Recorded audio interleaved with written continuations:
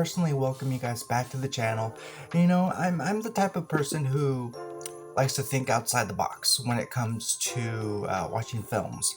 Well, in 1990s Home Alone, a young filmmaker by the name of Chris Columbus took on a project like this, and the rest is history. We had John Hughes, if you know him, he's known for his films in the 80s.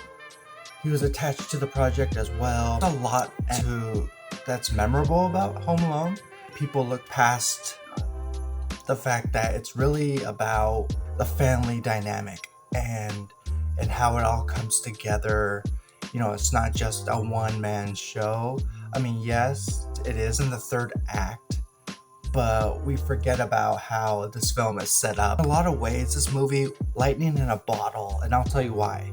We have this young kid in the circumstances where he's left all alone.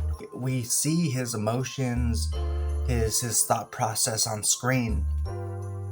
This young kid, 9, 10 years old, yourself, well, what would you do in that situation? And so that's what the film gives us, a lot of material. I don't think this film became an overnight sensation. I think it took some time for people to recognize it's not just, a yearly Christmas movie. This is something special. So Macaulay Culkin was casted. Obviously, he stood out in some way.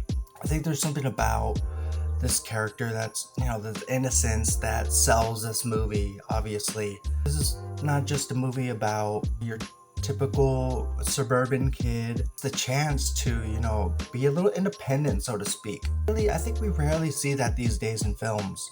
Home Alone has all that. Catherine O'Hara plays Macaulay Culkin's mom in the film. She doesn't have the biggest part in the movie, but when she's on screen, a pivotal connection to the story. Is this mother who's panicking. I left my kid at home. We gotta go back for him. Adds depth to the story in that sense. I also like the fact that Kevin's siblings have one-liners here and there. Did anyone order me a plain cheese? Well, yeah, we did. But if you want any, somebody's gonna have to barf it all up because it's gone. Also, it gives you the chance to get to know them and how their personality is. Like I said, there's a lot of material here to work with. 1990, Home Alone was a smash hit because this kid sets up traps up around his house. He knows the fact that there's burglars in the neighborhood. He's aware that they're at his doorstep.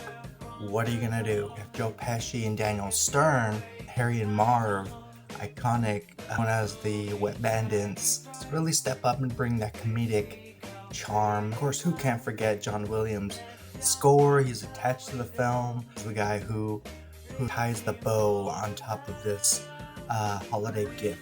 And yes, I do own the films, part 1 and 2. I try to watch them at least once a year around the holidays. So guys, are you guys a fan of Home Alone? Is it a movie you try to watch once a year? Let me know in those comments. Look forward to more content this week. I'll see you guys very soon. Bye-bye.